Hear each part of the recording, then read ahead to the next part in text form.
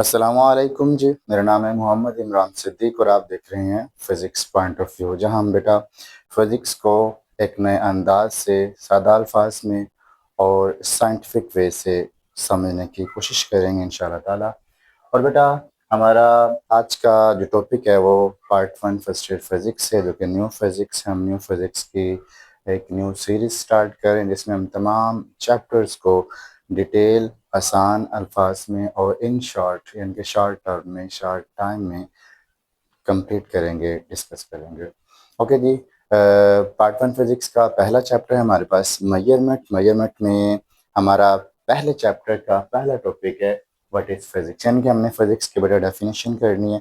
अगर हम फिज़िक्स की डेफिनेशन की बात करें तो बेटा याद रखें, physics is the branch of science that deals with the study of matter, energy and their relationship.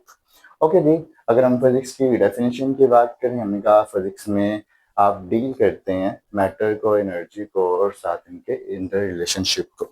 अगर हम बात करें बेटा मैटर की, व्हाट इज द मैटर, तो बेटा anything that occupies space is called matter. कोई भी शय जो जगह घेरती है उसे आप मैटर का नाम देते हैं। हमारे इर्द गिर्द मौजूद तकरीबन हर शय मैटर है।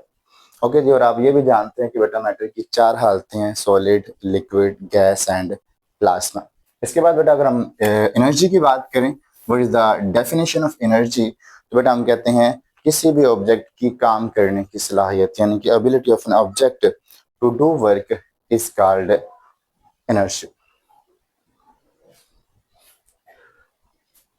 ओके जी। और बेटा अगर नेक्स्ट हम बात करते हैं जी इनके इंटर रिलेशनशिप की, यानी कि आप फिजिक्स में मैटर को, एनर्जी को, इनके रिलेशनशिप को डिस्कस करते हैं। अगर आप इनकी एक सिंपल सी एग्जांपल की बात करें बेटा, जैसे कि हम बाइक चलाते हैं, मोटर बाइक की बात कर लें, कार की बात कर लें, आप मोटरसाइकिल में या अपनी व्हीकल में जो पेट्रोल डालते हैं, petrol is a matter.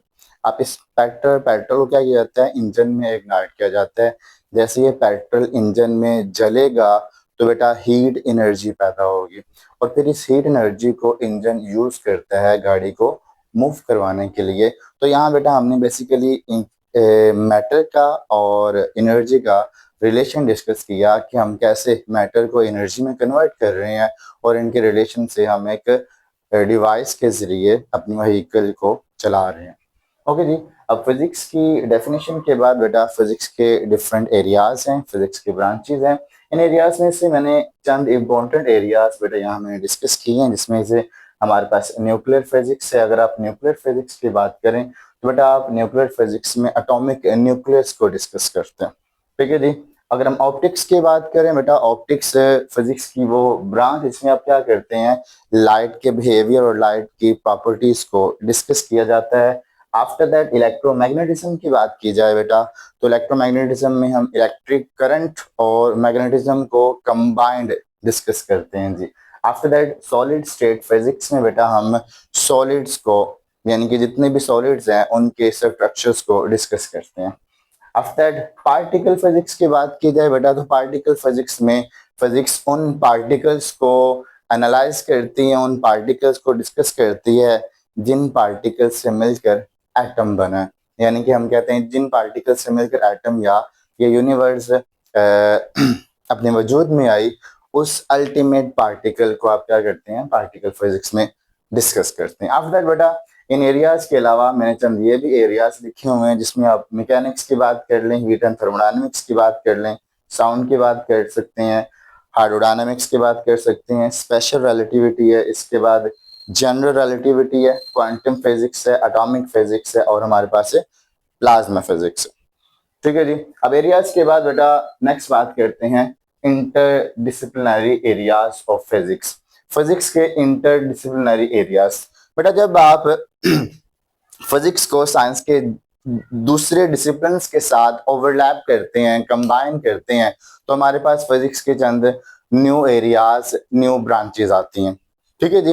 In branches में हमारे पास चंद इंपॉर्टेंट ब्रांचेस मौजूद हैं। मैंने यहाँ चंद इंपॉर्टेंट ब्रांचेस लिखी, सारे ब्रांचेस नहीं लिखी। इनमें से हमारे पास बेटा बायोफिजिक्स है, एस्ट्रोफिजिक्स है, जियोफिजिक्स है, केमिकल फिजिक्स है, मेडिकल फिजिक्स है और इंजीनियरिंग फिजिक्स है। नो डाउट बेटा, आप नाम से आप जान सकते हैं कि बायो फिजिक्स में हम क्या क्या कर रहे हैं, बायो और फिजिक्स को आपस में ओवरलैप कर रहे हैं, ठीक है, जिसमें हम बायो और फिजिक्स को कंबाइंड डिस्कस करेंगे।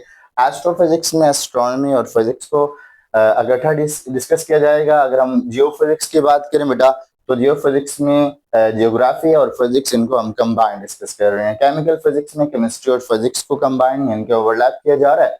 और आफ्टर दैट मेडिकल फिजिक्स की बात की जाए तो यहाँ बेटा हम फिजिक्स को मेडिकल पर्पस के लिए यूज करते हैं। इंजीनियरिंग फिजिक्स की बात की जाए बेटा, तो आप नो डाउट फिजिक्स का एक मेजर पार्ट और मैथ का एक पार्ट इंजीनियरिंग पर्पस के लिए बहुत ही ज्यादा यूज होता है, इसलिए हम ये नाम दे रहे हैं जी इंजीनियरिंग फिजिक्स। आफ्टर दैट बेटा टेक्नोलॉजी में फिजिक्स का क्या किरदार है, ठीक है जी बेटा। जब से हम इस कायनात को ऑब्जर्व कर रहे हैं, नो डाउट इसमें से जो सबसे इम्पोर्टेंट साइंस की ब्रांच की बात करें तो इसमें से फिजिक्स का नाम सबसे नंबर 1 पर आता है।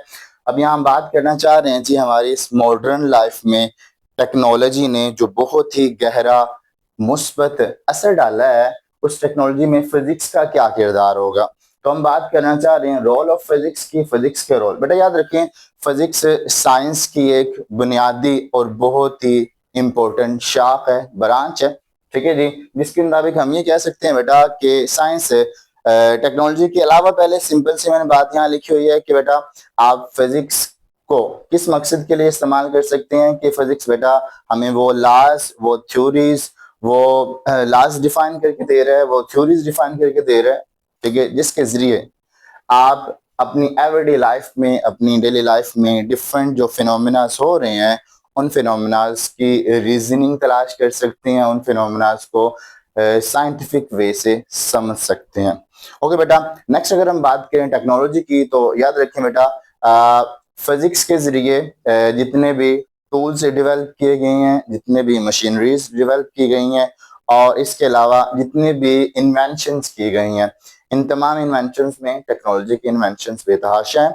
ओके बेटा, जैसे कि आजकल अगर हम फास्ट कम्युनिकेशन की बात करें, ठीक है बेटा, फास्ट कम्युनिकेशन में आप मोबाइल के जरिए चाहे कम्युनिकेशन करें, या इंटरनेट के जरिए कम्युनिकेशन करें, या आप सैटेलाइट के जरिए कम्युनिकेशन करें।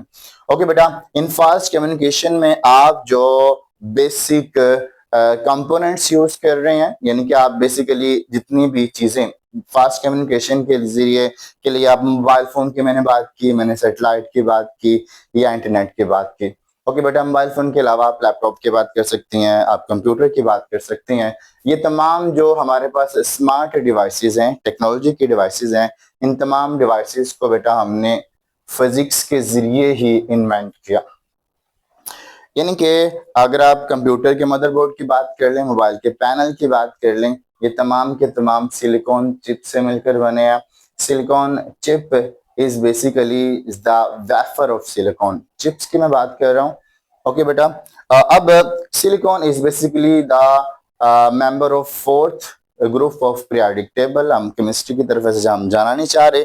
अगर हम सिलिकॉन की बात करें बेटा, तो सिलिकॉन रेत से हासिल किया जा सकता है। रेत में जो चमकदार जर्रा है उसे हम सिलिका या सिलिकॉन का नाम देते हैं। आज का लेक्चर इन शॉर्ट था कि हमने फिजिक्स की डेफिनेशन की और फिजिक्स के डिफरेंट एरियाज को एक्सप्लोर किया।